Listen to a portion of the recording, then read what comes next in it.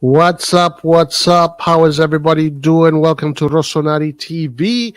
Today we're going to be talking about Milan, but of course we're going to be talking about the game of Italy against Spain that we just saw a few minutes ago. And wow, what a game! Italy. Italy has a lot to work on. If they want to go far, Italy has a lot to work on.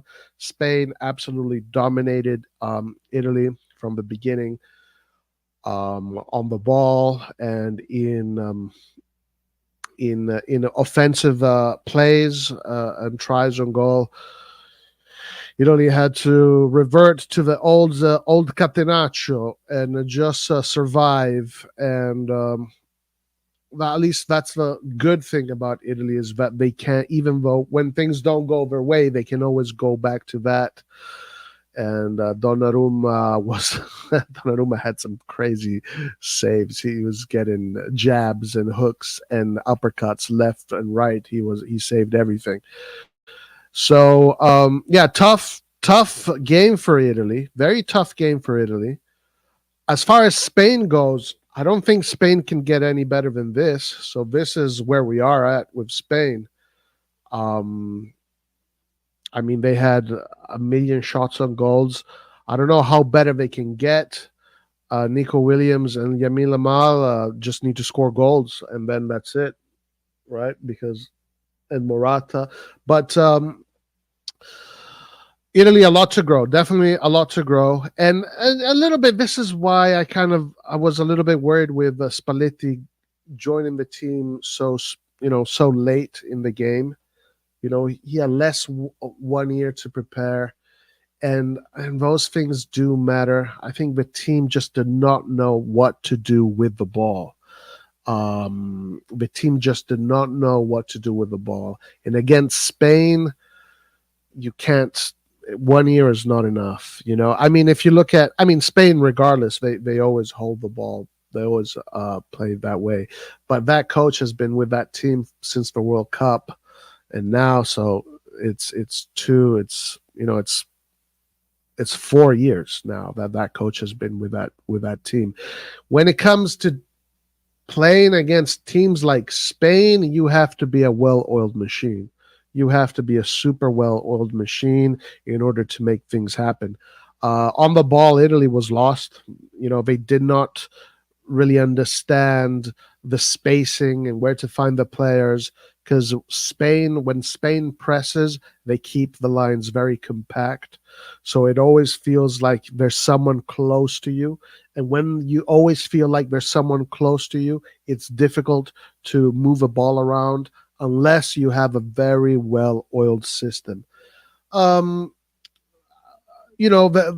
can you take from this game from the Italian perspective? I think at the end of the day, it's a good learning lesson. It's a lesson, obviously. It's a lesson in understanding what you need to do, understanding how to approach games. And you can just grow from here. You can just grow. Spain, you got to figure out how to move a ball between those lines pretty fast. You got to know where your solutions are. You have to be able to play. Your team needs to be very, very well oiled in order to get out of that Spanish containment. It's not really a press. It's more of a very tight containment, which is really up the field, and they send the pressers. But it's really what makes Spain very difficult to play around is how the defenders and the midfield in coordination to move forward together with the pressers and compact the field, and they block the field in a very compact way. And if you have a team that is playing at those levels and they're doing it so efficiently, you have to be able to know how to move around those teams, and you need more time. Spalletti did not have enough time to figure out. But this game can be a lesson. Obviously, they're going to look at it. They're going to see what they need to do to fix it. to be able to know how to face Spain, a team like Spain or teams like Spain. Spain, as far as possession, is the best you can get. So that's the best in Europe. So you're not going to play any other teams that are going to keep the ball like Spain. So that's at least you know that. At least you know that. So now Spalletti needs to be able to understand how to adjust the plays, and also these kind of games do teach you, do show you. Obviously, when Spain started to, let's say, be a little bit more, give a little bit more space between the lines, from the 60th minute onwards, Spain wasn't able to keep those lines as compact anymore, and that's where Italy started to see the ball a little bit more and started to build.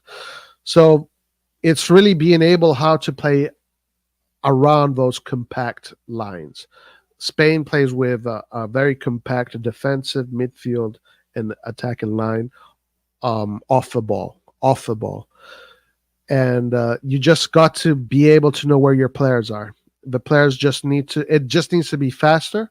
You got to speed it up a little bit, but you need to know where your players are faster. So, yeah, I mean, these are all things that I think Italy can fix, regardless whether or not Italy was a well-oiled machine.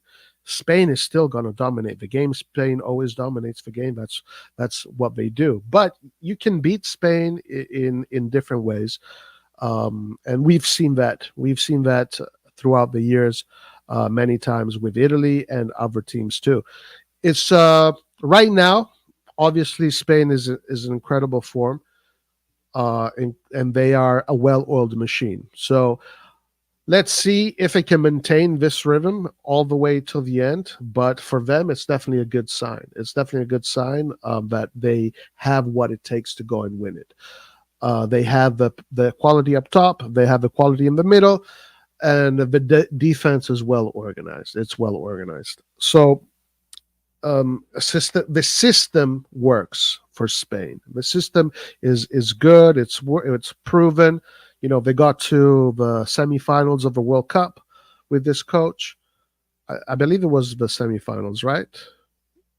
Or the quarterfinals. I can't remember what it was. But they got, I know they got eliminated by Morocco. But anyway, this coach has been working with these players for a long time. So, and today, I think people will say, no, the main difference is the level of quality of the players. No, it's not really the difference of the level of quality players. It's the difference in how well oiled your team is, because Spain is always going to dominate you regardless. Even if your team is, Spain is going to dominate. If Spain plays France today, Spain is going to have all the ball possession, regardless. But so how does Italy progress from here? That is the big question. So they have to survive. They have to survive the next round. I think the next game is probably going to be similar. It's going to be very difficult. Croatia was definitely much more of a threat to Spain than Italy was. I think Italy had like zero shots on goal the whole game, maybe, or something like that. So I think some stupid number like that. So it's going to be difficult. It's going to be difficult, but the important thing is for Italy to survive and then just play one game at a time. And again, the one thing that Italy has, that even though if they completely shit the bed, they will always have the defense. That is there on lock, no matter what. So they can always grind a game till the end and take it to penalties, and then you got to be lucky and win the penalties. So Italy can always revert to that, and that's one of the good things that I guess it's one of the insurance policies Italy has. And today, I mean, yeah, Spain deserved to win, no doubt about it. Spain was the more creative team. They had a lot of chances. Nico Williams had a great chance. He hit the crossbar. No doubt. Donnarumma was incredible, out of this world. If it wasn't for Donnarumma, it could have been who knows what. But it was an own goal. This was an own goal that they scored on. So it was it was the pressure of Spain that scored against us, not really necessarily a player. So, I mean, it's not the end of the world for Italy. I don't think it's the end of the world for Italy. I think there are some good things that we saw against Albania, and the good things that we saw today, the only good things that we saw today was that, when Italy needs to defend, they know how to suffer. They know how to suffer. They know how to live on the wire, right there on the edge of the wire, where you think a goal is coming, but the goal never comes, right? And then if they can take a chance, they can take it. That's kind of the insurance policy. How does Italy progress from here?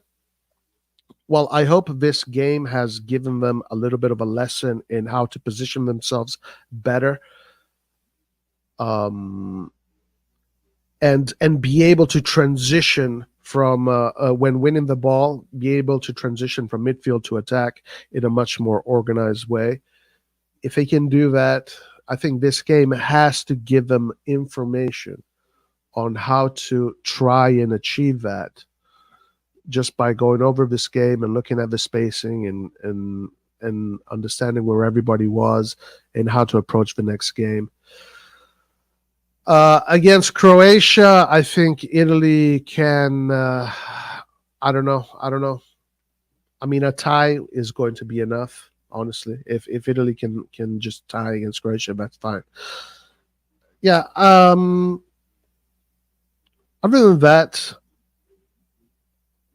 Other than that, I don't know. Let's see. What do you guys think? Let's go to you guys.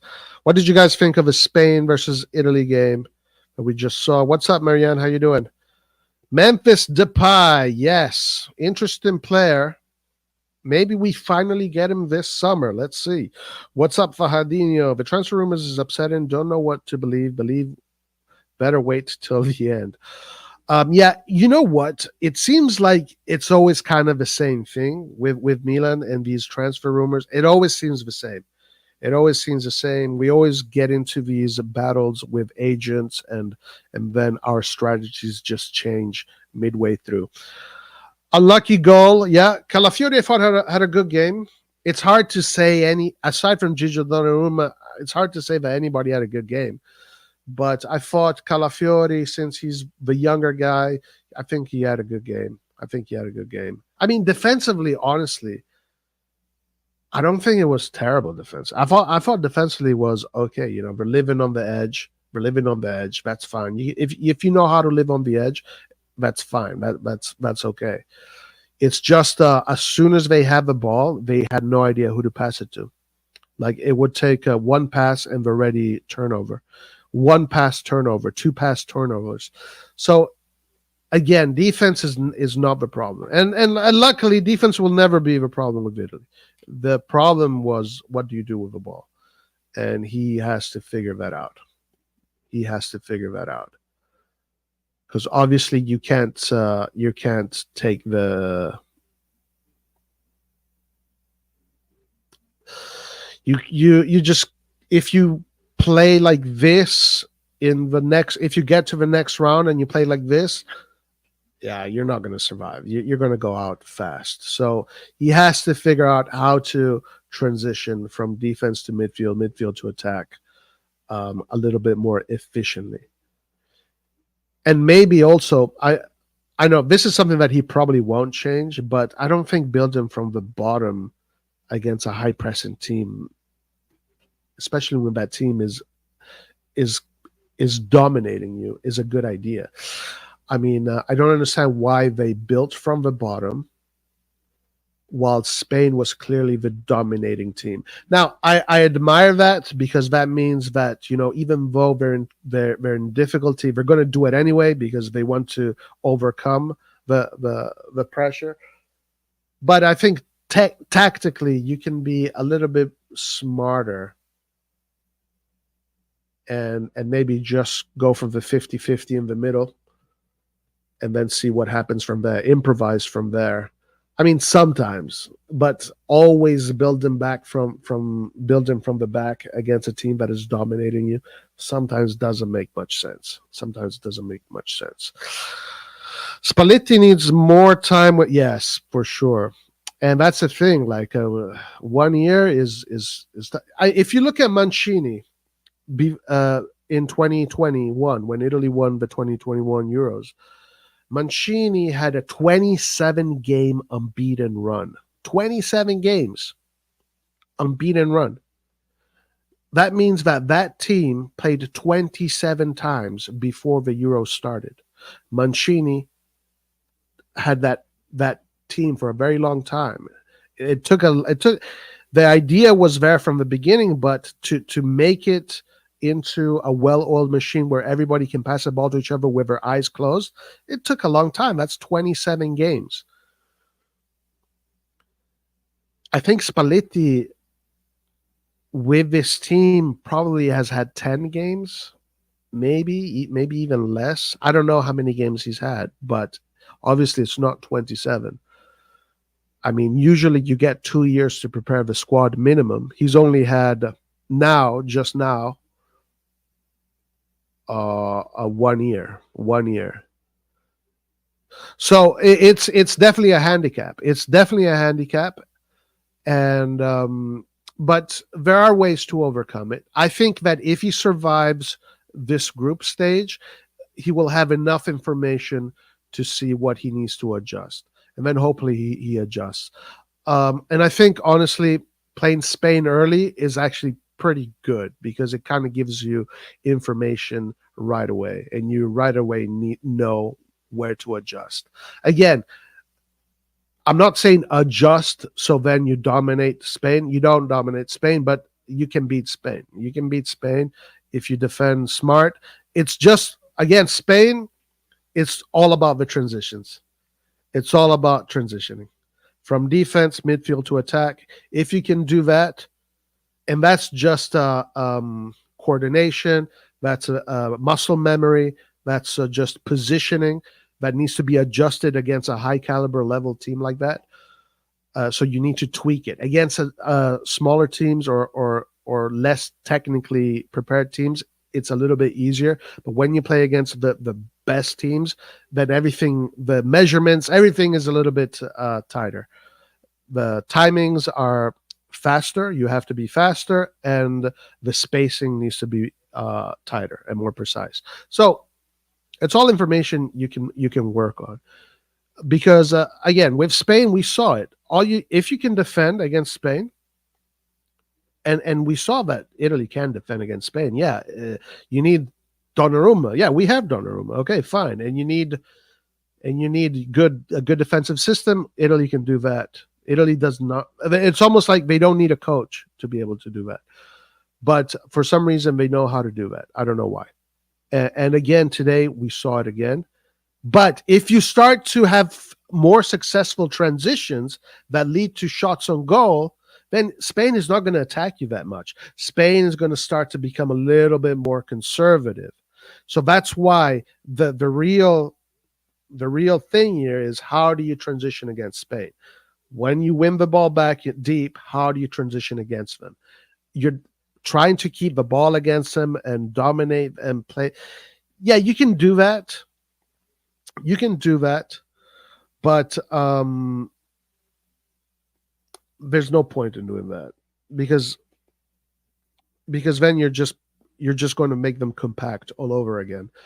The best way to play Spain is to keep the lines as big as possible, to separate the lines. How do you separate those lines? With those fast transitions where it ends up being 3v3, 4v4, or 3v2 or 2v4, and you get 3 or 4 like that in the space of 90 minutes, 3 or 4 big chances like that, 1 or 2, you got to score 1 or 2, and that's how you beat Spain. So I think there is the information there. But anyway, this one is gone. I think Spain now is going to look to the next game against Albania. I think Albania, I don't know. I mean, Spain usually is a team that does not give any gifts. Historically, it's a team that when they win the first two games, they will win the third one too. So I don't know. I think they're probably going to win against Albania. I think Albania I don't know. We'll see how Albania does. I mean, I think it's going to be a lot of second lines for Spain, but both second lines are good, and this coach has been there for 4 years now.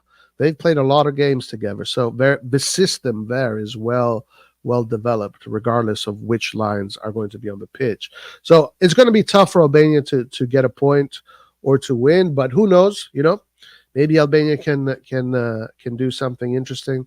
And if Albania wins, then Albania will have 4 points, and then Croatia and Italy. That game is going to be decisive. But most likely, you would imagine Spain is going to win that game. So Italy now has to face Croatia. I think Italy is going to face similar situations with Croatia, because Croatia also is good on the ball. But I don't know. We'll find out what Croatia looks like when they press, and if they also, like Spain, are able to press you in a very compact way. And if they do, then Italy's still probably going to have trouble. Italy's probably still going to have trouble. So it's going to be another grinder. Probably, most likely, another grinder. But who knows? Who knows? Yeah, let's keep on going. We miss Verratti today. Yeah, man, Kim, I don't understand Verratti, Insigne, Bernardeschi. These are quality players. These are players that are very good at keeping the ball, press resistant players. Why aren't they in the national team? One thing that I don't like about Italy is that there's this stigma that if you don't play in Europe, you're not worthy, or you're not physically prepared to play for the national team. But we saw Kante play in Saudi Arabia, and now he's playing with the national team. Cristiano Ronaldo, Saudi Arabia, is playing in the national team. Why is Italy the only country that keeps on having this mentality? Well, Verratti plays in Qatar, so therefore that means he's not going to be good enough for the national team. What? This has been going on for a long time, and I still don't get it. I don't understand it. Di Lorenzo got cooked by Nico Williams. He was probably getting Leo flashback.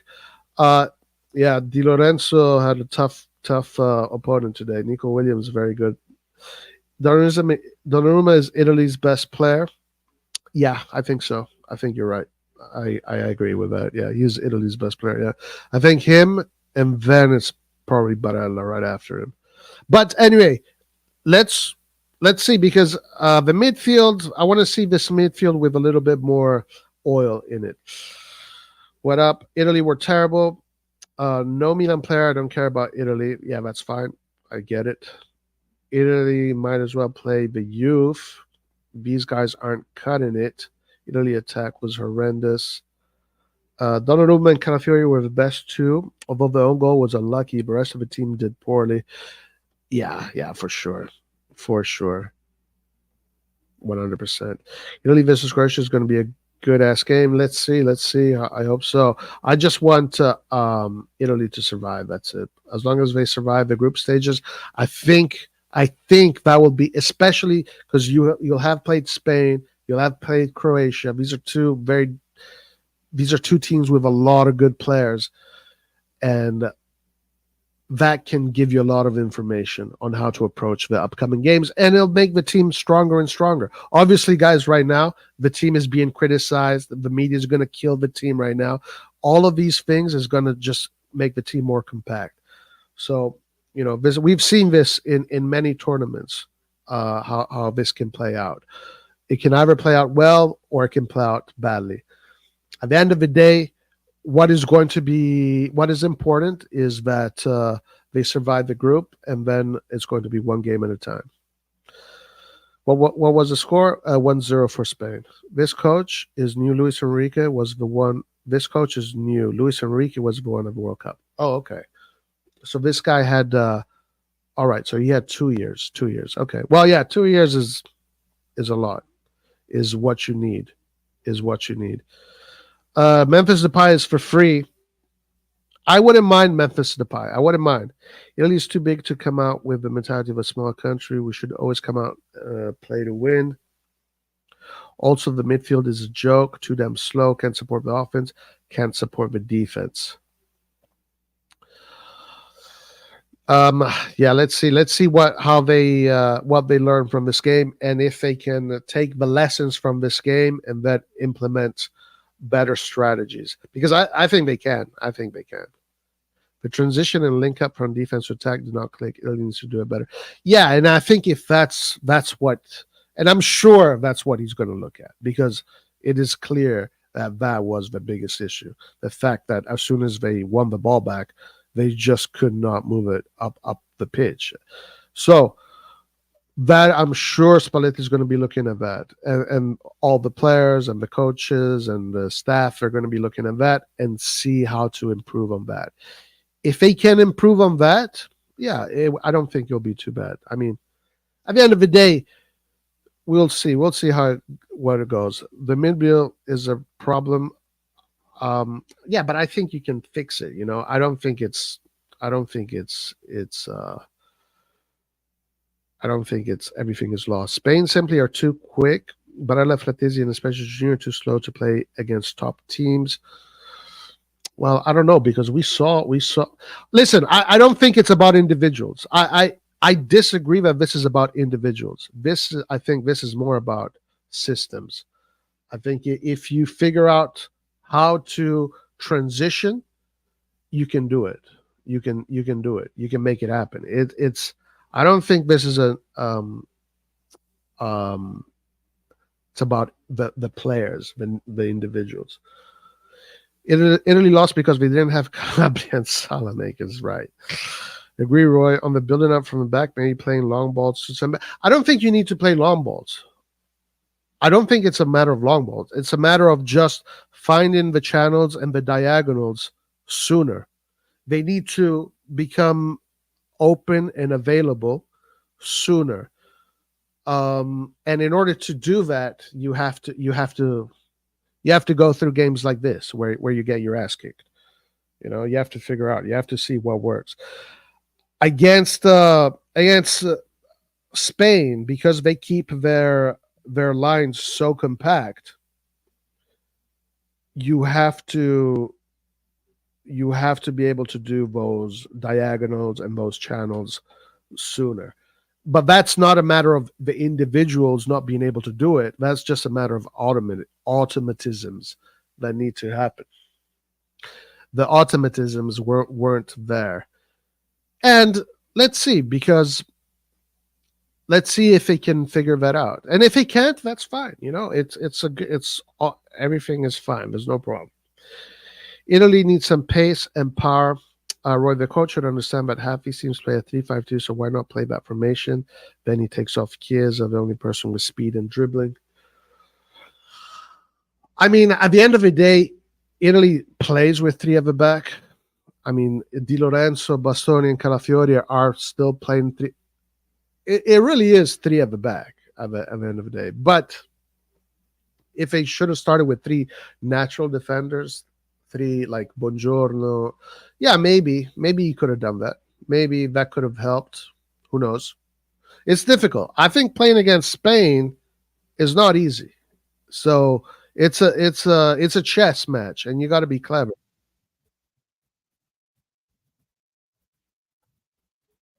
What the fuck was that? Okay, where am I?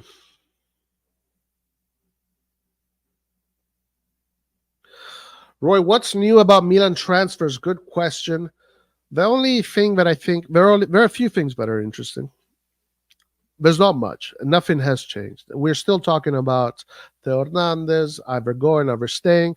The things that are consistent with the transfer market is that there has been absolutely no talk, no discussion, no decisive action from the club in trying to renew our players, Theo Hernandez and Mike Magnan. Both these two players have their contract expiring in 2 years. Usually, this is the point where you want to either renew your players, or you see what they offer, because this is where these players are going to cost the most. If you want to profit out of these players, this period here, 2 years before the end of the contract, is the best is the best period to profit from the most. One thing is for sure, guys. Milan has not seriously tried to renew Theo's contract. Therefore, they're waiting to see what will happen. Therefore, they're waiting to see if someone will bite.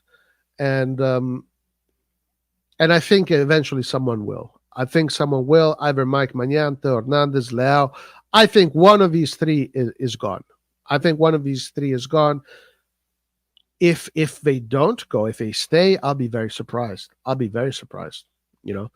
But I think I already see if it's like a bazaar, like it's like the market, it's like the flea market. Here comes Theo Hernandez. He says, yeah, I don't know what I'm going to do. I still have to decide what I want to do after the Euro. So he say pretty much not committing himself fully to Milan. And then you have the team says, Theo Hernandez not for sale, but if you want to buy him, 100 million. Yeah, okay, there you go. But we're in the market, and already now we saw Real Madrid, PSG. Yeah, we're interested in Theo Hernandez, but I don't think 100 million is what he's worth. So it should be lower. So the negotiations have started. 100 million is probably going to mean 70 million in the end. We'll see. But one thing is for sure, they haven't renewed Theo's contract. They even haven't spoken. They even haven't made it a priority to renew his contract. And why is this something that you need to consider seriously? It's because you look at our competition in Italy. Inter, their first priority this market, and Marotta is the best in Italy. So look at what they do. The first thing they do is prioritize the renewals of Barella and Lautaro Martinez. We should be doing the same. Our priority should not be let's fucking talk about ethics on wages, on commissions for agents. No, the priority should be we're going to renew Theo Hernandez. The priority should be we're going to renew Mike Maignan. The priority should be already about talking how we're going to renew Leao in the future. But we're not even discussing this stuff to the point where the players are coming out and saying, I don't know what I'm going to do. After the Euro, we'll see, we'll decide. All of this means one thing. It means that this is the market. Everybody has a price. And let's see what the market brings. If the market does not bring anything satisfactory, then we will renew Theo, and Theo will stay with us. And he has to also decide. Theo will also have to decide. As far as Leao goes, we're still talking about this Al Hilal. There was another report came out the next day saying that Leao is not interested in going to Arabia. But then today, another report came out saying that Al Hilal is going to insist on trying to convince him. So this is the market. The sharks are swimming around us, and the sharks want our players because we got really good players. That's the way this works. So it's going to be up to the management to either keep these players or sell them. Now, the thing so we had a stream a few days ago, and people really got upset with me because I spoke about, selling the players. I still think if you sell Theo Hernandez and Leao or Theo Hernandez and Maignan, you're going to have a lot of money to work with, and you can really do well. So for me, selling the players at this point, knowing how this club works, is not a big deal to me anymore. Maybe I'm becoming used to the way this club works. Maybe, I don't know, I'm becoming immune to it. But I'm not going. If we sell Theo Hernandez this summer or Leao, I'm going to say, yeah, these guys are ass, But it's like, okay, we got lots of money. Who are you going to bring in now? Let's see.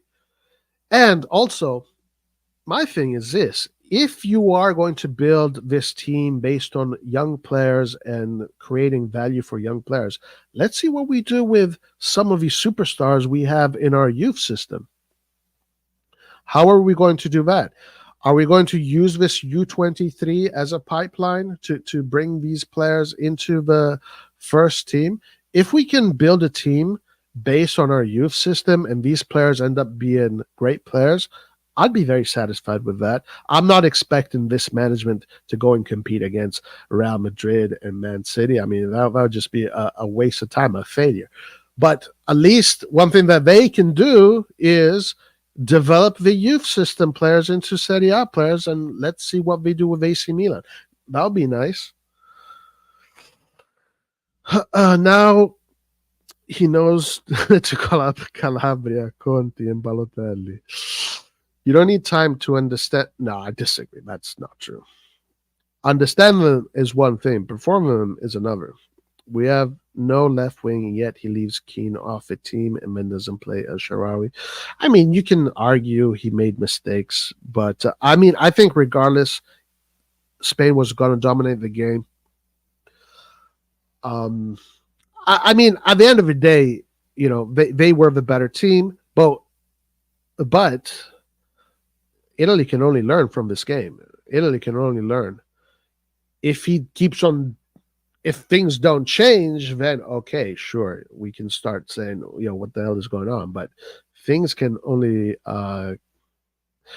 if I think these guys are professionals, they're going to look at these games, they're going to see what went wrong. One of the things that I thought was evident was just the transitioning from from out of pressure. But obviously, they couldn't find themselves. If they solve that issue right there, you don't need to dominate Spain. All you need to do is create 5 or 6 chances. You create 5 or 6 chances, put 1 or 2 in there, and then your defense is going to take care of the rest. So I'm not so. I don't think everything is lost. I don't think everything is lost, but we will see. We will see. We'll see how this goes. You know, we'll see how it goes. Coyote would have handled Nico much better 1v1, much more dynamic over right back, and we lacked an engine in the midfield to recover balls and counter. Yeah, Coyote maybe he could have been better. Yeah, maybe. Feel bad for Calafiori. Calafiori, yeah, he had a good game. Unlucky. As a Brazilian, I always cheer for Italia. We are in the same boat, although all due respect, we have better players, but we are 2 sleeping giants. One day Brazil and Italy will return to the throne. Yeah, but it can be any tournament. It can be any tournament. What's up, Edison? I think Albania blew their chance versus Croatia. They had a lot of opportunities that they didn't finish. Yeah, that's true. That is true. And that's one thing that you can think maybe Italy just needs to create chances. That's it. Italy doesn't need to dominate games. They just need to create chances. And if they can create chances against Croatia, then that's fine. Good. Then if we don't take him, it'll be up to us. Thankfully, Croatia has no wingers, so Di Lorenzo will be able to play.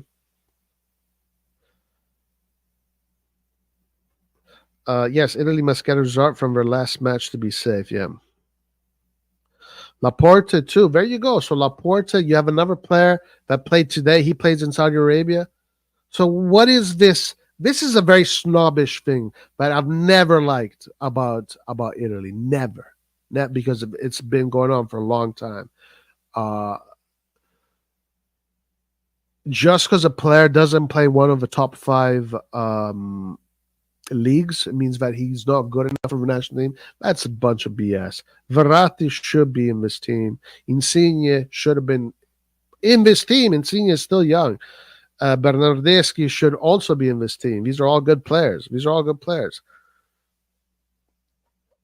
If they were in Italy, they would still be playing for the upper teams or even the top teams.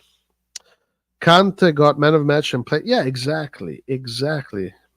Bastoni and Calafiori weren't. Yeah, I thought they did okay. Yeah, defensively they're good. Yeah, for sure.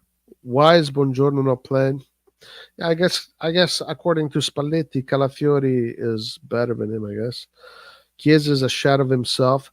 I mean, when there is no transition from defense midfield to attack, what are you gonna you can't see much from the wingers. Also, Scamacca had a poor game. He could have maybe done a little bit better in holding the ball, but yeah, the movements were all off. It was just everybody was off. Nobody was doing the runs at the right time. They just could not open up Spain. But again, you look at these things, you go through the tape, you look at it, you see what you can fix, and then you go forward.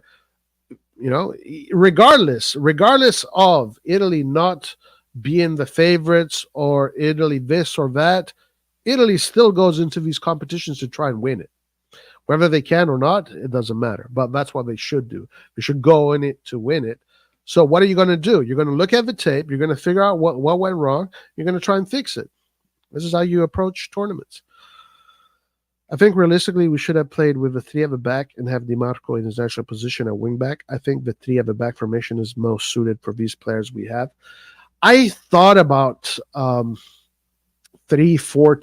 or 3-4-2-1, which he did against Bosnia, I think. I thought he was going to go with that formation against Spain. But at the end of the day, it is still a three at the back. Di Lorenzo is just the third at the back. The thing is that today we were squashed so hard. Well, we played four at the back, not five at the back. Today we played four at the back. But when we attack, it's pretty much three at the back. Or when we have the ball, it's three at the back. Yeah, he maybe could have been a little bit more conservative and had the three natural defenders, and maybe he could have had, maybe a 3-5-2. You could have had Di Lorenzo or Cambiaso as a wingback and Di Marco as a wingback. The three midfielders. But at the end of the day, you still need to be able to transition from defense to attack. Memphis is a good pickup. I think, if they get him, that would be great. I'm not complaining about that. I like him. What's up, Red Devil Studio, guys? Go and subscribe to Red Devil Studio G. What's up, brother? How you doing? That attacking threat from Italy was missing. Yeah, I think it was, 2 shots. Spain have nothing to play for, and Rodri missing with a yellow. Huge potential for Albania. Yeah, absolutely. Why do you think Inter plays a 3-5-2? Yes, the system matters when your mids are slow. You need more numbers to support them. A 3-5-2 should have been used. Past meetings have all called for a 3-5-2. I mean, yeah, he could have used a 3-5-2. He didn't. He didn't.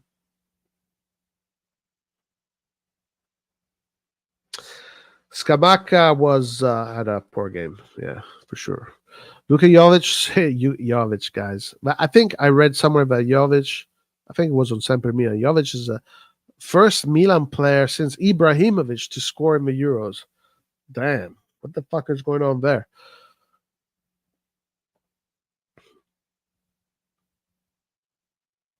Is it narrow? You're not exactly closing the spaces for slower midfields, but giving outlets more and playing to their strength. I agree with the 3-5-2 players are better suited for that system. Most of them play with clubs.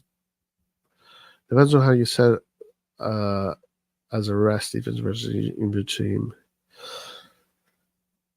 Sign Memphis debate to Redbird Records so he can collab with Rafa and drop the worst rap song of all time. That's funny. That's fucking funny. That is so hilarious. Okay. Roy, when will we see Italia versus Brazil final in the World Cup? It's been too long.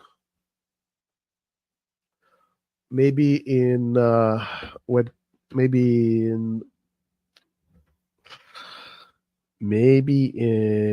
two World Cups. This one, maybe the one after. Chiesa has usually never looked the same after his long absence due to injury.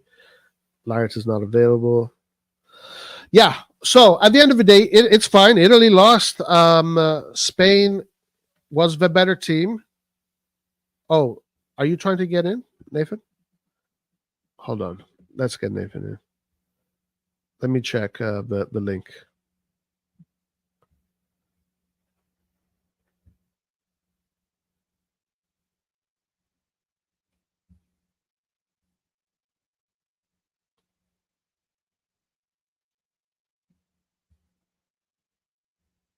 All right, try now. Let's talk about Arda Güler's great. I mean, damn, he could have. Yeah, Arda Güler, man, what a freaking player. Arda Güler is one of my favorite players coming up. He's an incredible footballer. The way he can, manage that ball with his feet, slow down tempo, bring the tempo up. Yeah, it's really good. Really good stuff. And he scored an amazing goal. And what we could have had him, but we want to play ethics.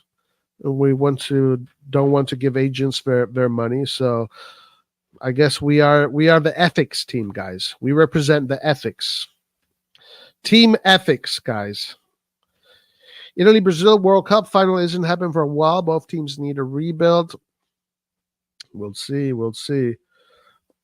I was told that Italy wasn't going to win anything in a long time, but then they won the Euros.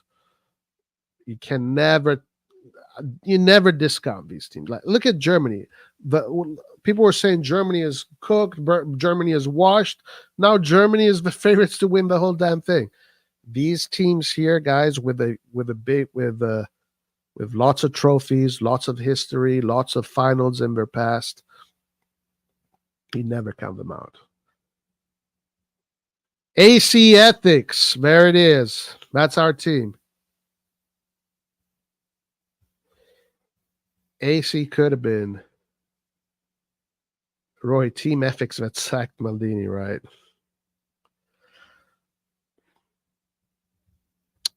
Roy, serious question. How many world-class players does Italy have? I mean, I think Barella is world-class. I think Chiesa is world-class. I think Donnarumma is world-class. I think Bastoni is world-class. I think four world-class players. And now, what does world-class mean to you? Because world-class to me is one thing, but then you have, the players that are maybe that one step ahead, like Mbappe. But there's how many Mbappes are there? There's not many. Fonseca, yeah, guys, there you go. Here's some transfer news. Here is some transfer news. Fonseca believes in Origi and wants to give Origi a chance, and is going to put Origi on a diet and see how he does during the summer. And maybe he wants to see if Origi can be a useful player to the cause.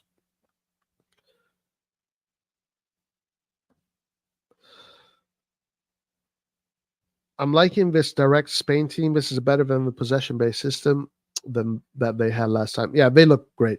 Today, Spain looked absolutely fantastic. No doubt about it. They were Spain is ready. Spain is ready to play the final. They're ready. They're ready to play the final. Now, let's see if they can keep this style all the way till the end. But they are definitely ready. Luka Jovic and Origi, guys. That's our attack. That's our attack next season. Luka Jovic and Origi. There you go. Is Milan still building a stadium? Yes, Milan is still building a stadium. And I saw this very interesting headline. Let's see what it says. AC Milan are making progress on the stadium front as the Lombardy region is expected to join the program agreement next week. This is bad news for Jerry and his potential buyers. Although a lot of work remains, as the report highlights, the fact that RossonARI moving forward is very positive. The San Donato recently invited the affected authorities to join the program agreement for Milan Stadium project in the San Francesco area, as reported by Il Giorno. Now, a lot of the Milanisti in Milano don't like this because they think that the team should have a stadium in Milan, in the center.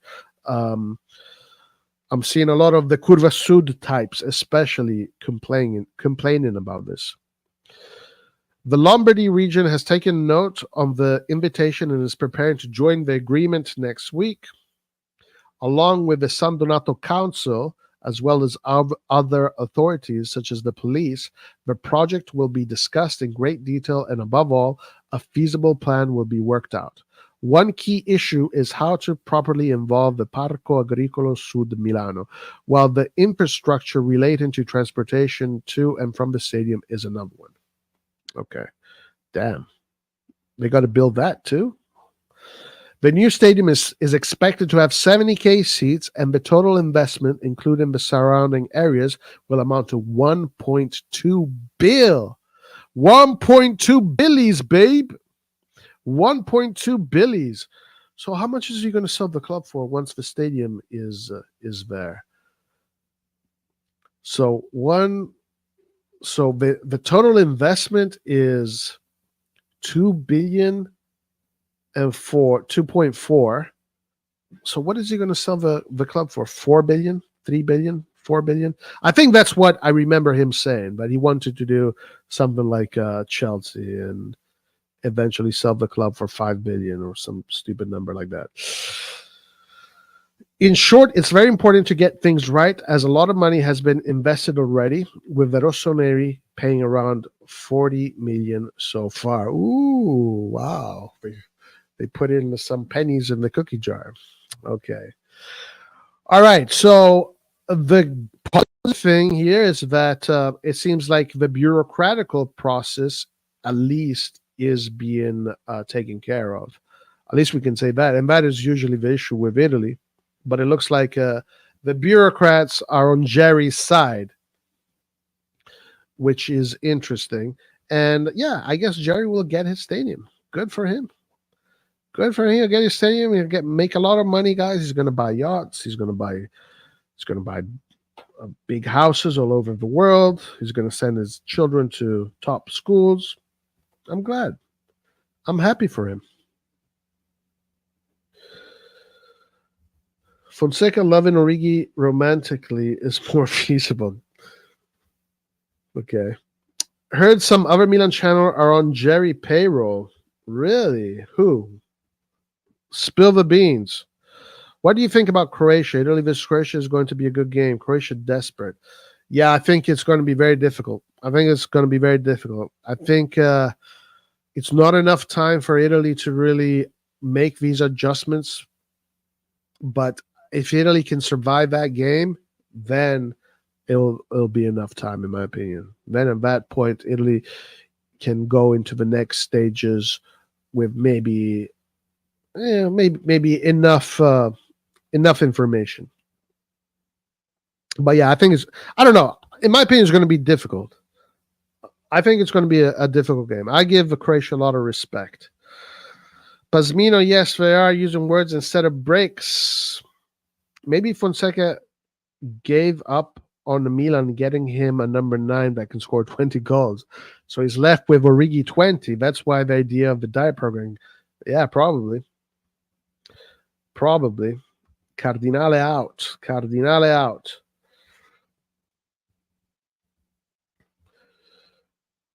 Okay, other news regarding the Euro, I guess England. England, also a lot of problems with England.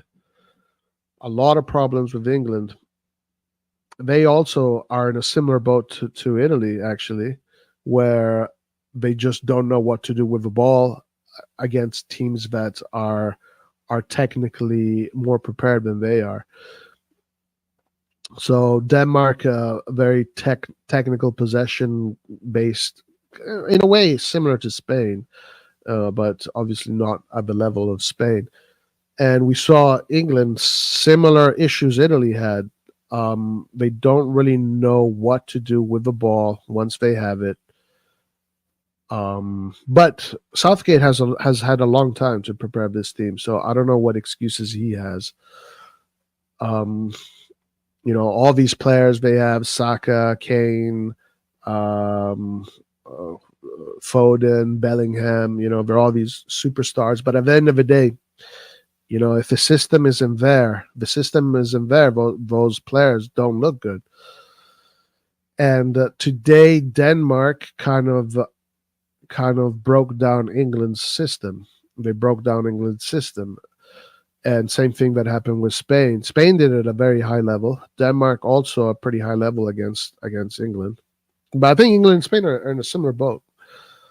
They need to figure out, I guess with England, it's like they have a new system. They have this 4-2-3-1, very improvised system, very offensive team, not very balanced at all. But they have similar issues. They got to figure it out. England has a full squad but loves to play advanced football, but the coach plays deep defensive. It's a 4-2-3-1 with all their best players on the pitch. It's not the 3-4-3 that they had last time. This time, all their best players are playing, but they can't pass. They can't make more than 2 passes. A point versus Croatia is enough to go through anyway. Hopefully, man. I really hope so. Zirkzee to United soon. Here we go. Romano voice. No way. Tell me that's not true. Or are you just saying that?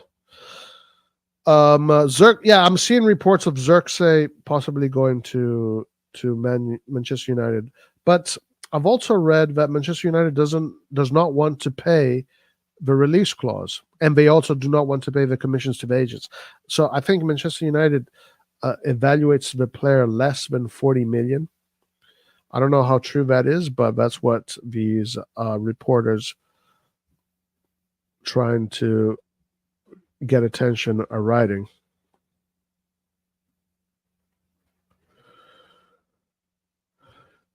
Okay, let's talk about Rabiot, guys.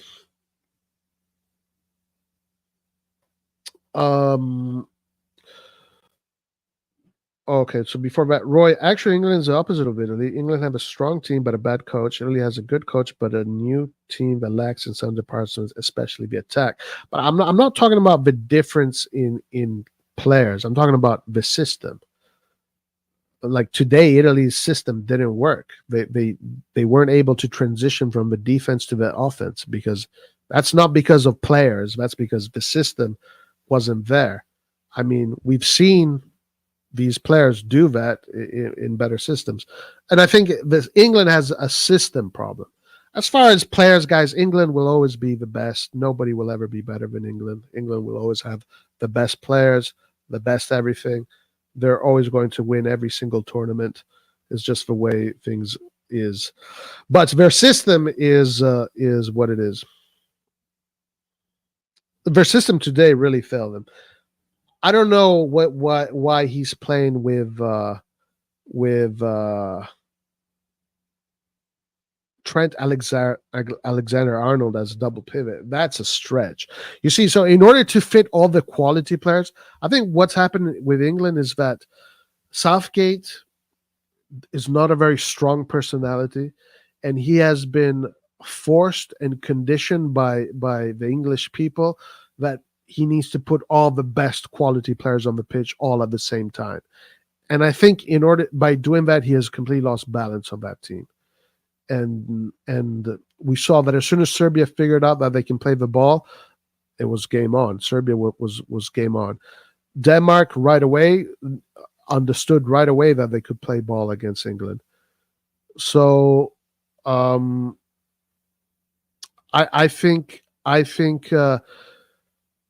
think Southgate needs to figure out something else.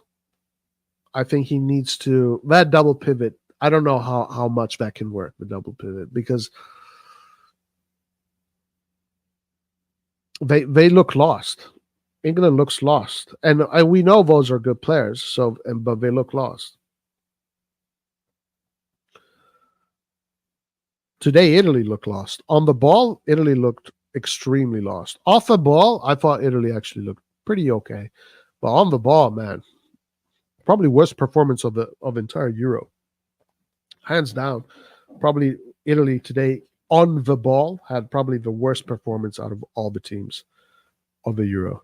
And I think that's safe to say that. But it's not over, guys. It's not over. Nothing is over till it's over. But when we talk about the difference in quality of players, yeah, Bellingham, nobody's better than Bellingham. Saka, Italy doesn't have a player like Saka. Italy doesn't have a player like Kane. Italy doesn't have a player like Foden. Italy doesn't have a player like this and that and the other. We know this. We get told this every single day for the past 100 years.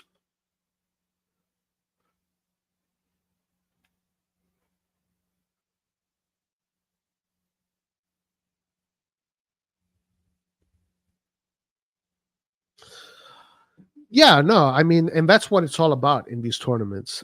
If you don't start, if you're not fully prepared in the beginning, but you can survive the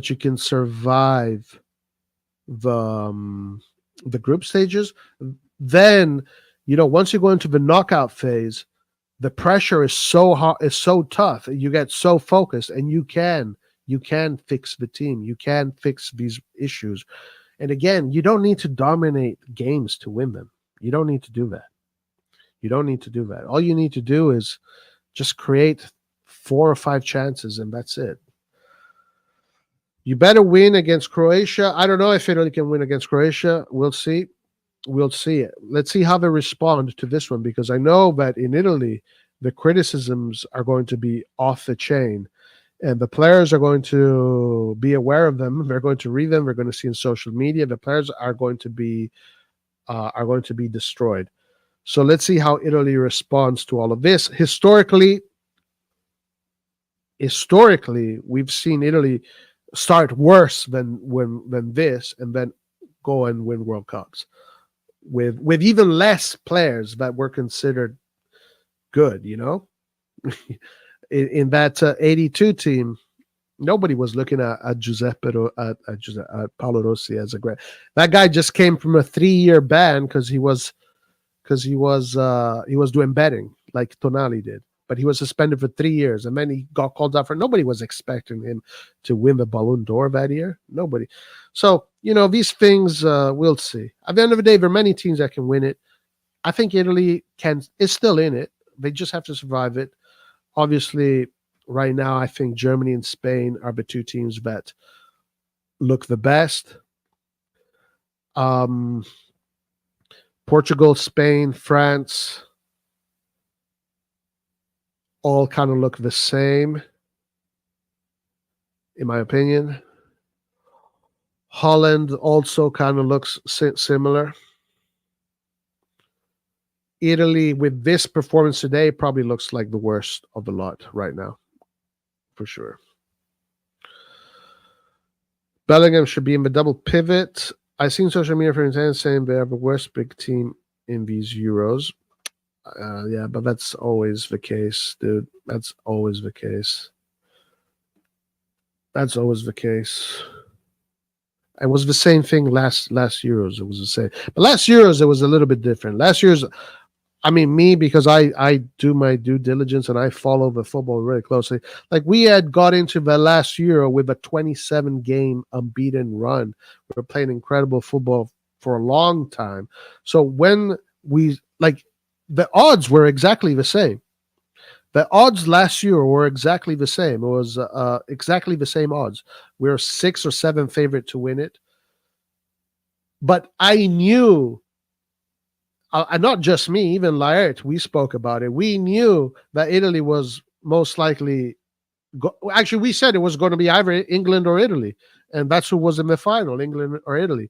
This time around, I have difficulty having that same kind of confidence. But it's not because of the players. It's just because of the situation. It's just because of the situation. I mean, last time, nobody considered the players either. Nobody considered it. Everybody said we're saying Insigne is shit, Immobile is shit, Berardi is shit. Everybody was shit last time, so everybody's shit this time. Everybody's going to be shit next time. It's always going to be like that with Italy. It's always going to be like that. And that's okay. Doesn't matter. Did you know that in the history of Italy versus Croatia, head-to-head, Italy has never been in Croatia? Yeah, I do know that. I'm fully aware of that. I think there are two teams that Italy has never beaten. I think it's Croatia. I think that one is Egypt, if I'm not mistaken. Is it Egypt? It could be Egypt or another Northern African team. I can't remember which one it is. And I think also Korea, South and North. Was it North? Did Italy play North Korea in the 70s? The famous game? Or was it the 60s?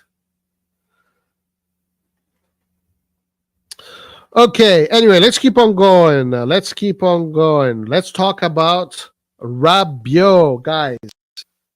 So, first of all, Rabiot is right now with the French national team.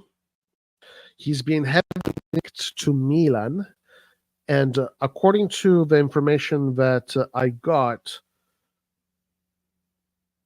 the real reason why Milan is even considering, and why Juventus is also still considering keeping this player in Italy, regardless of his high wages, is because apparently he owns properties in Italy, and there are some loopholes in all of this, which puts him inside the growth decree category.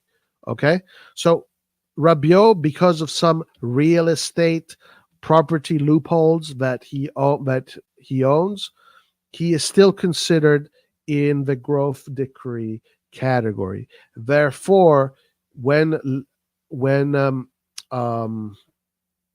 for example, Rabiot says, I want 7 million, 7.5 million gross, you're paying him 9.5 million or 9 million, or close to 10 million. So that's why this player is still in the radar of Italian teams. And that's why this player right now is being linked to Milan, because they can get a player that is considered, international level. He's a national team player at a fairly low price, right? If you want to get a player of Rabiot's level, you have to pay money up front, right? Which would be 30, 35 million plus the salaries. And if he gets 7 million on a gross salary, you have to pay him close to 14 million a year. But because this guy is still on the growth decree and he can go on for free, you can save a lot of money actually with Rabiot. You can save a lot of money because you don't have to pay anything up front. You do have to pay the mother. The mother wants a commission because she needs to change her wardrobe. She needs a new wardrobe, and it's important that she gets the new Dolce & Gabbana wardrobe. That's very important. So you do have to do that. But at the end of the day, in the long term, this operation is a pretty affordable. This is a Moneyball operation, essentially. And now it makes sense. Now it makes sense why Milan all of a sudden was interested in Rabiot. It makes sense. And it also makes sense why Juventus is still looking to see if they can keep him. Anyway, let's see what Franco Ordine said. Adrian Rabiot appears set to leave Juventus on a free transfer after failing to reach an agreement for a contract renewal. AC Milan are keeping tabs on the situation, and the pundit Franco Ordine has named 3 reasons why it would be a good signing. Let's see. Why does he think it would be a good signing? Milan's interest Rabiot was revealed recently, with Juventus struggling to secure renewal and Rossoneri, blah, blah, blah, blah, blah. In the latest editorial of Milan News, well-known pundit Franco Ordine shared his thoughts on Rabiot hypothesis. As he highlighted, the midfielder obvious quality isn't the only reason why their signing will be beneficial. Someone like Rabiot would also be needed because he has international experience. He can become a point of reference on a young locker room, and he can make the French side of Milanello more pronounced. Perhaps even contribute to the renewal of Magnan and Theo Hernandez, he wrote. Interesting take. As mentioned, it would likely be an expensive operation with a high salary as some sort of commission, although perhaps not on a Joshua Zirkzee level. On the other hand, the midfield is a department that the Rossoneri would like to reinforce. So, now, he is given his opinions of why he thinks, from a technical level, this would be a good operation. From a financial level, this operation for Milan, even though Franco Ordine had a high salary, but from a financial level, this operation would probably be more affordable than even bringing Fofana to Milan. Would probably be more affordable to bring in Amrabat to Milan. This is just you're giving the commission to the mother, and then you're paying him the wages, the same gross wages that a Benacer would be getting. The same gross wages that essentially just a little bit more gross wages of what Leao makes. And Rabiot would still be getting his salary because of the growth decree. So, I mean, it would be a big salary in comparison to the rest of the locker room, net-wise, but not gross-wise. Gross-wise, it's more or less the same as the highest-paid players there. It's probably the same as Theo Hernandez right now. Probably the same. Or probably something similar too. I don't know. But anyway, it makes sense why Milan is really interested in this player. Okay? Now we know. So this player still falls under the growth decree category. You save a lot of money with this player. So the question is, what do you guys think? Should we bring Rabiot to AC Milan? Do you guys want to see an AC Milan with Rabiot? Let me see what you guys think. That was in 66, North Korea, right? And then we lost to South Korea, correct. So South Korea, North Korea are teams that Italy still has not beaten. And I think Egypt and Croatia, I think that we played against. I think those are the teams. Maybe there are more, who knows? Looks like Nathan can't get in. What's going on, Nathan?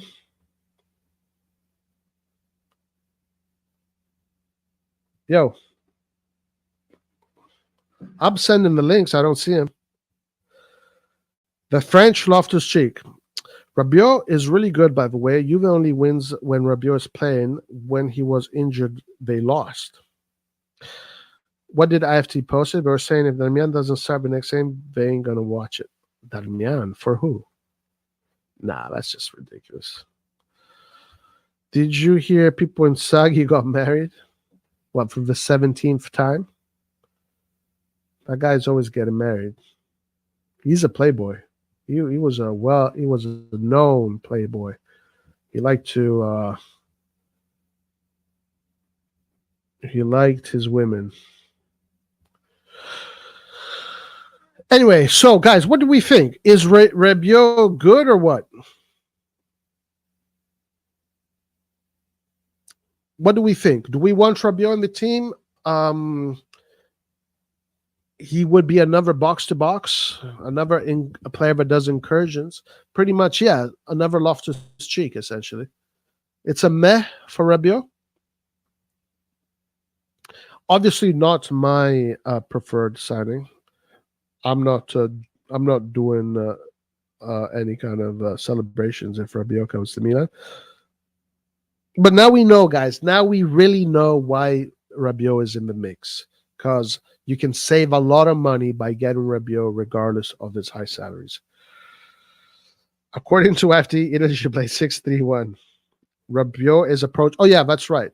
And also, Rabiot has been approached by Madrid also. Apparently, Ancelotti wants to replace Rabiot with wants to replace Cruz with Rabiot. which is interesting. If that is true, that means that Ancelotti and Real Madrid consider Rabiot pretty highly. Pretty highly. Rabiot is just okay. He's like a Morata, rumor, nothing to be excited about. Yeah, I think that's a good comparison. These are players right there. My preferred signing still to this day, guys, this is just my opinion, is Zirkzee. I want to see Zirkzee come to Milan. And then let's see. I don't know if there's much. All the other signings are still to be seen. I think the big things that we're seeing right now is Zirkzee, right? And also another thing has come out regarding Zirkzee is that apparently Milan have offered to also sign his brother to the club, kind of like how they did with Kaká, they did with Donnarumma. And that could be a factor in this, but I think that could be a factor in any team. I think any team could do that, but it can be a factor. I still think that I still think that I'll try in just a few moments. Okay, well, not all moves that Madrid makes are perfect. Yeah, of course. Fofana is better. Yeah, maybe Fofana is better. Yeah, maybe this Rabiot more to Madrid might be a flop. Yeah, maybe. Who knows? I just want to tell people. I want to. My job here today. Not my job. My duty here is to inform the Milanisti why we're linked to Rabiot. I'm not talking about whether he's a good player or not. I'm just saying why we're linked to Rabiot, because there's a deal there. This is a Moneyball operation. Rabiot would be a Moneyball operation. You can save 30, 50 million on this deal. No, 30 to 40 million on this deal in total. So that's why. That's all I want you to know. Then whether you think he's good or bad, it's all opinions. For me, I'm not too excited about a possible Rabiot. If Musa gets loaned out, I'll consider a new signing. Yeah, okay, that makes sense. If you do loan out Musa and then you bring in Rabiot to replace him, that's a huge improvement. So, and then Musa can get more experience, and then he can come back stronger. Then that's a good deal. Fofana is worth a shot. Let's see if he can land Fofana. I saw that Fofana is being linked to a lot of teams, actually. So it's going to be a bidding war as far as Fofana goes. I know that Fabregas said that he's joining Milan, but now we're seeing reports almost on the daily. Premier League teams are interested in Fofana. Other Italian teams are interested in Fofana. Spanish teams are interested in Fofana. So let's see which team can land Fofana in the end. Loan out Musa permanently. Yeah, a permanent loan. A permanent loan, guys. That is how you do it.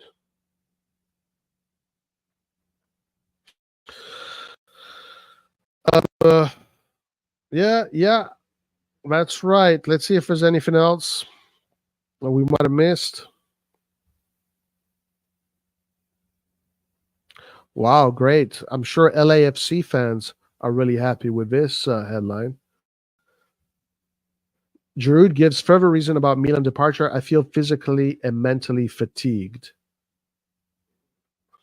Wow, I'm sure. That's great. Corriere dello Sport losing ground. Look at this.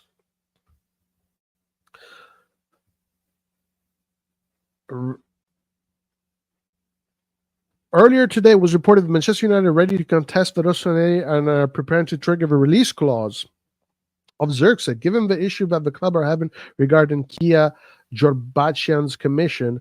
Other avenues could be explored. The preferred other avenue is believed to be bringing in Artem Dobic to the club. However, Corriere dello Sport have reported that this may be a challenging in itself, given Milan have also lost ground in the run-in for the Ukrainian striker, largely due to the largely due to them pursuing Zirkzee so heavily. There are two clubs ahead of Milan now in the race for Dobrik, and those are Atletico Madrid, who may lose a striker themselves this summer, and Napoli, who are prepared for life without Victor Osimhen. Wow, wow, wow. Yeah, to me, honestly, guys, I think it's going to be the same market. It's going to be the same market from day one. Like, it's going to be the same thing. It's going to be the same thing. All the primary targets, we're not going to be able to get them, and we're just going to go for the guys in the middle of the list, and then we're going to act as if they are the best players in the world that have ever existed. I think it's going to be the same shit. I'm just looking at how Juventus is doing their market right now. They just, they went right in for Douglas Luiz. They're not. That is sealed. They went in straight in for Thiago Motta. That is sealed. They went straight in for Di Gregorio. That is sealed. And they're going to go. They're going to go in for Calafiori and Coop Miners.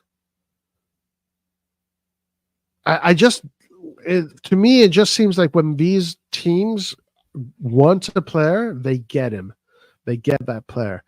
With Milan, it's just like it's a grind every single fucking time. It's just every time it's a grind. Like they never show strength in the market. It's been like this even under Elliott. Even under Elliott, it was the same. There's always something. Now, you know what's in the way, guys? Ethics. Ethics. Morals, guys. We are morals as AC morals. We teach the world ethics. Musa is sub. Musa is a sub? What do you mean? Musa is not a footballer. He just does intense cardio for 90 minutes. Rabiot, not the worst signing. We need a solid defensive mid. Yeah, if we bring in him, we bring him in. Extreme cheap stakes. Extreme cheap stakes. We can't even close a Bologna striker with 11 goals and a 40 million release clause. We're so trash, man. These bozos suck ass. Sriracha ketchup. Furious. Absolutely furious with the management, calling them bozos that suck ass. Depay is available for free. I like Depay. I think that would be a good signing. Brings experience, brings quality. I've always liked Depay as a second striker. He's great. If he's not enough to spearhead your team, but he's not bad either. But I would definitely do that operation. So, guys, we have lost ground with Zirkzee, and we have lost ground to Dobrik because we are Ethics Morals FC. That's who we are, guys. We need to have ethics. We are the team of ethics. We're going to save the world. We're going to save the world with our ethics. All right. We're going to save the world with our ethics, guys. We're going to win the Champions League with ethics. How many ethics does that cost? 2 million here, 2 million ethics. As much as Milan may have led the race, just because you have does not make a deal complete. The football works in such a way. Okay, so let's get straight to the meat and potatoes of this. Mr. Raimondo taking the Milan Zirkzee issue as a starting point, is it technically possible to ask for such a high percentage, 37.5% for a commission? This is what Raimondo responded to this. It depends on whether the mandate was signed before 1st of October 2023, when the new ceiling set by FIFA came into force. And if mandate is later, whether FIFA has temporarily suspended the new rule worldwide pending the CJEU's ruling. If such high fees are demanded, the answer is probably to be found in one of the two previous hypotheses. Okay, so this is more bureaucracy. Who should pay the commission? Shouldn't a player's representative be paid by his client? Why should a club take on such significant charges? Good question. Why? How come he doesn't take? Yeah, that's a really good question. Commissions follow the mandate, so the agent is paid by the entity that entrusted him with the task to represent player side or to buy or sell club side. However, especially in the case of zero parameters or payments with rescission clauses, signing bonuses, improperly termed commissions are often demanded, which the player in agreement with his agent can request from the purchasing club. Think of the recent Mbappe's case. There are then other cases in which even the fee that should directly pay the player is paid by the club. In fact, after the conclusion of the contract with the club, the player can give his written consent authorizing the club receiving the professional service to pay the sports agent directly on his behalf according to the terms and conditions set out in the mandate. Interesting. From a budgetary point of view, do the commissions add up to the cost of a player? Is there amortization from the 15 million? Good question. Many clubs, such as AC Milan, amortize the commissions and any other release-related costs, sell-on fees, together with the cost of the player's card. Let's think of the case of Leao, whose historic cost in Milan's balance sheet increased by 20 million after the RossonARI recontracted the sell-on fee with Lille, a solution linked to the fine that the boy had to pay solidly with the French club. Thanks to that operation, Milan will amortize the new residual cost of Leao until 2028. Okay, in the market narrative, the part of the big bad wolf is being played at the moment by the agent who would actually obstruct the transfer. But is this legally possible, or does a player, in fact, have to be aware of this fee and approve it? It is not possible for an agent to prevent the conclusion of a market negotiation. Okay, the player always has the final say, and therefore endorses and tolerates the way in which he is represented. Otherwise, the fiduciary bond underlying the mandate would be broken and the mandate would be revoked. Well, so he is saying that essentially Zirkzee is totally okay with the 15 million commission. Yeah, it looks like the agent and the player are in sync. From 2025, we read that this will change with ceiling set for commissions that will change in practice. Okay, so FIFA has already, or UEFA has already taken action against these kind of operations. I did not know this, guys. This is the first time I read about this. If a European Court of Justice deems the regulations established by FIFA to be legitimate, from 2025, the old proxies renewed by 1/10/23 will expire. Therefore, the new caps on commissions will be definitively applied. That is 3% of the gross fee without bonus, fixed based only in cases where the mandate is entrusted only to the player or only to the purchasing club. 6% of the gross fee without bonus in cases where the mandate is entrusted to the player and also to the purchasing club. 10% of the value of the card in case where the mandate is entrusted to the transferring club. Okay, so it seems like they have already set regulations in motion to change this this practice that the agents are exploiting, I guess.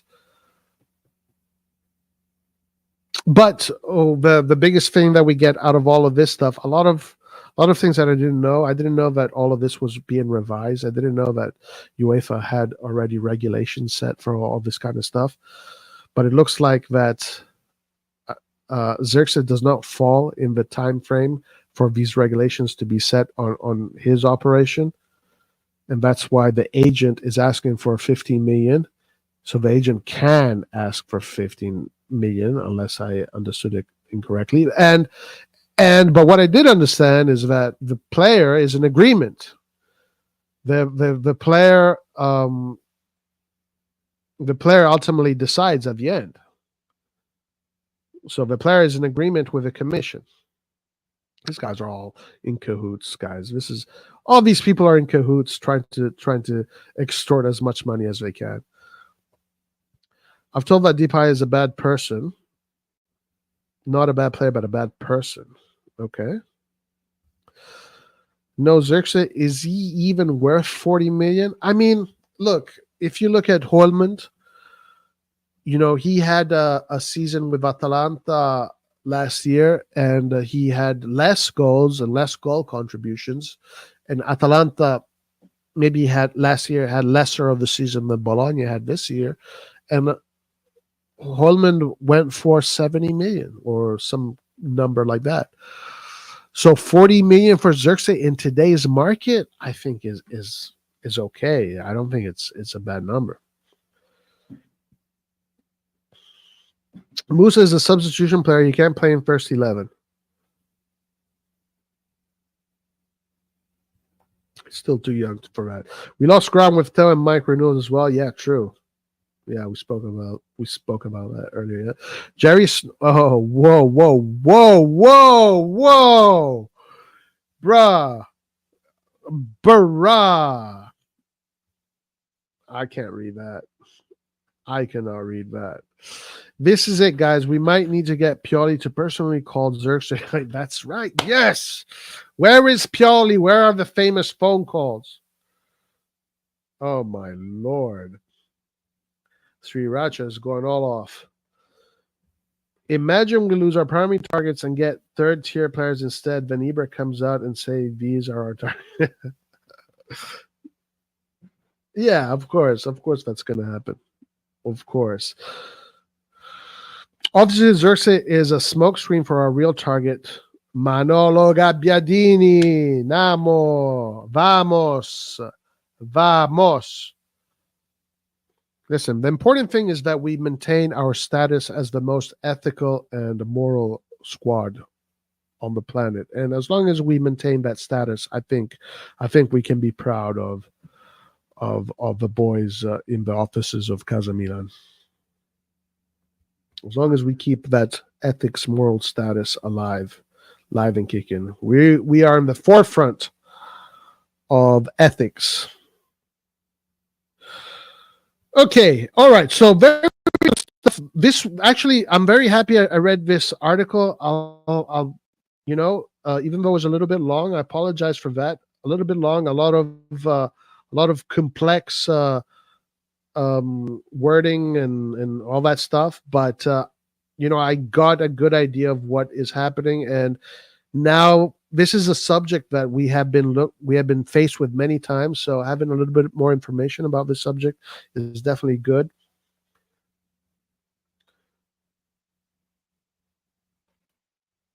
So apparently, in a few years, this will not be an issue anymore. This will not be an issue anymore.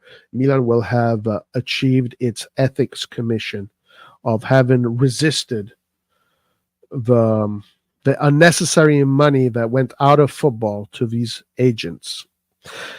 Now, I heard but it is important that this is global. It can't just be in Italy, because if these rules only apply to one country, that country's fucked. That country's fucked.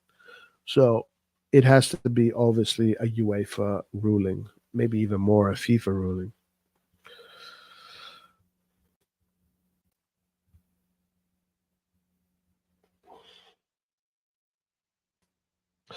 Pellegrino, the guy we got instead of Calafiori.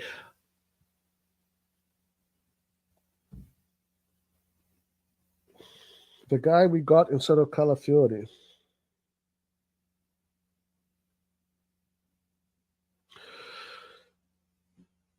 He's going to go back to Argentina.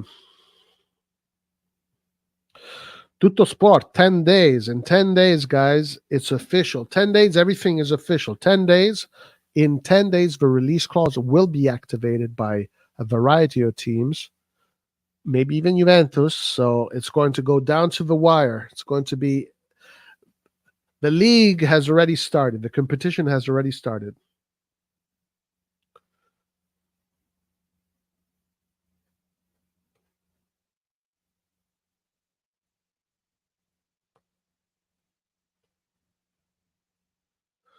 What is this? Salah makers to Atalanta?